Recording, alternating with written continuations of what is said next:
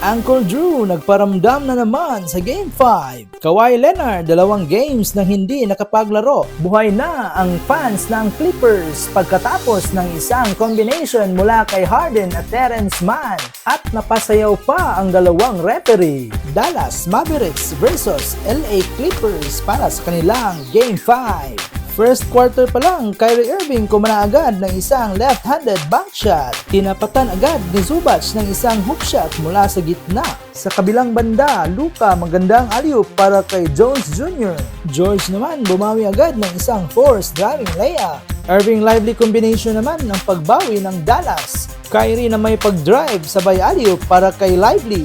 Take over na din si Luka Magic, may paspin sabay fadeaway shot para sa kanya. LA Clippers naman may pagbawi mula kay Terrence Mann, isang magandang sidestep sabay hook shot. James Harden ang isa sa leading scorer sa Game 4, nagsimula ng magparamdam ng kumana ng isang press mula sa left corner.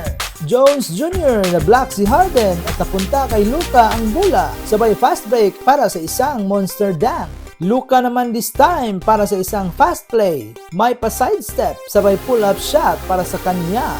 Second quarter naman, Harden-Zubac combination para sa isang alley-oop dunk. Magandang run at magandang sign ito para sa LA Clippers. Maxi Kleber naman may pagbawi ng isang press mula sa left corner.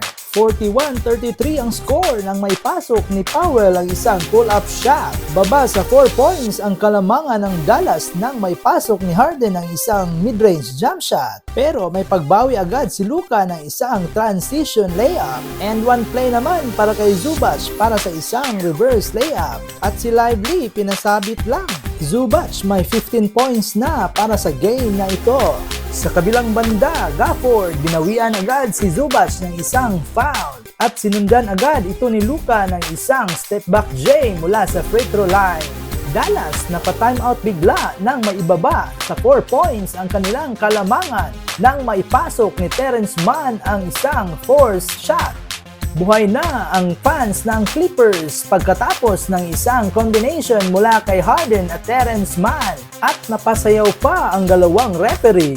Bench ng Dallas na hype na rin dahil nakapagbigay si Kyrie ng isang magandang assist para kay Gafford. Half-court assist lang naman ang binigay ni Kyrie para kay Gafford. Bago nagtapos ang second quarter, kumana pa ng isang step-back jump shot si Kyrie Irving. At lamang ng 10 points ang Dallas bago mag-halftime break. Third quarter, agad kumana ng isang follow-up shot si Zubac mula sa miss shot ni Kofi. Agad naman silang binawian ni Jones Jr. na isang tres mula sa left corner.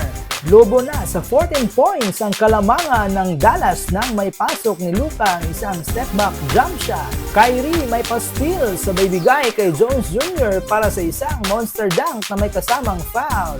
Kyrie at Luka natawa na lang dahil sa ginawa ni Westbrook. Isang frustrated foul ang ginawa niya kay Luka. Norman Powell pinatikim ni Luka ng isang step-back J mula sa tres. Powell ayaw namang magpautang at binawian agad si Luka ng isang tres. Paul George nagsimula ng mag-init bago magtapos ang third quarter, kumana pa ng isang tres.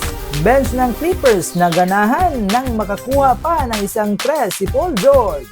Pero may pagbawi agad ang Dallas, isang 4-point play mula kay Josh Green. Plumlee, pinasabit lang ni Green at na-foul. Balik sa 20 points ang hinahabol ng Clippers nang may pasok ni Green ang isang free throw. Fourth quarter action, Plumlee naka-steal at sabay coast to coast na may kasamang dunk. Balik sa 21 points ang kalamangan ng Dallas nang may pasok ni Kyrie ang isang tres mula sa magandang assist ni Luka.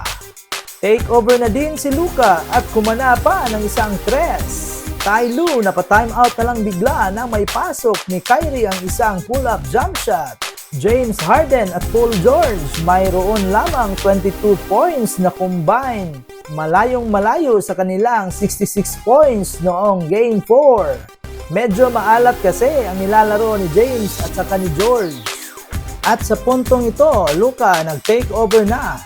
34 points na siya pagkatapos ng isang dribble drive penetration na may kasamang foul.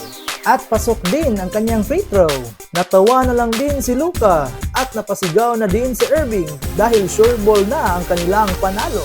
At may pa-finishing touches pa si Hardy ng isang jump shot at ng isang tres upang masigurado na hindi na makakahabol pa ang Clippers. Mark Cuban at Luka napasaya ni Jaden Hardy dahil sa kanyang performance bago nagtapos ang laro.